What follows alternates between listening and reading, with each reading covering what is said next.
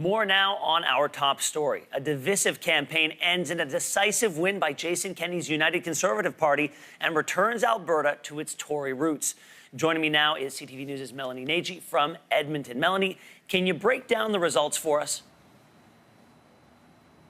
As you mentioned, we have come to the end of what was a divisive campaign, one that was filled with numerous platforms and policy proposals from both sides, the NDP and the UCP. But when it came down to it, it was Jason Kenney and his UCPs who dominated, and it was a majority call. And that came very early on in the night last night, with the UCP coming down with the bulk of the seats, about 63 seats to the NDP's 24 seats.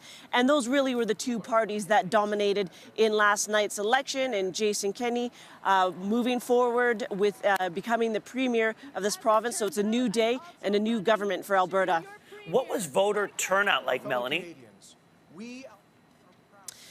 You know, they're expecting some of the record high voter turnout. Even look at the advanced polling which took place. They had nearly 700,000 people cast a ballot in the advanced polls, and they were saying that that was a record. Now, when it comes to those advanced polls, Alberta had this interesting aspect where they are allowing anybody to vote in any area when it comes to those advanced polls. For example, you could vote at the airport even if that wasn't even your riding. So when it comes to those, and that's more than 200,000 votes, they'll start being counted today, and Alberta Elections has said that could take a couple of days to tally.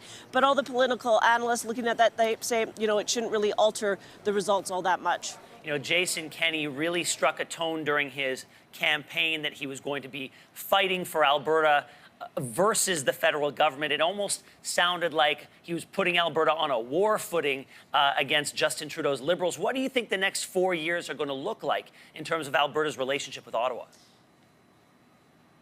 It's going to be very interesting and important to watch the relationship between Alberta and Ottawa. As you mentioned, throughout the campaign, even last night in his victory speech, Jason Kenney signaling that anyone that stands in his way of bringing economic prosperity back to Alberta, he's going to take them on, and particularly targeting the federal government led by Prime Minister Justin Trudeau, already signaling that, say, for example, you look at the carbon tax, dismantling what the NDP have currently put in place in this province, and also joining other provinces in taking on the federal government when it comes to the carbon tax and climate plan in court.